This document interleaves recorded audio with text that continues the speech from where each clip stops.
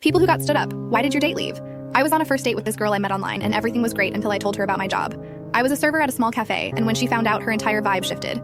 She kind of rolled her eyes and sarcastically said, "Oh, so you're not really ambitious." I laughed it off, thinking she was joking. But then not even a minute later, she started scrolling on her phone. A few minutes later, she said she had to use the restroom and never came back. I sat there feeling like a complete idiot, and the bartender must have noticed because he walked over and said, "Tough night?" I just nodded and said, "Yeah." I told her I was a waiter and she judged me for it. He laughed and said, "Man, if that's her deal breaker, you dodged a bullet." He poured me a drink on the house and spent the next half hour just chatting with me about random stuff.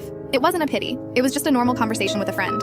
By the time I left, I felt way better. The bartender gave me a fist bump and said, "You'll find someone who cares about you, not your job." A few weeks later, I went back to that bar, and guess who I saw? The girl.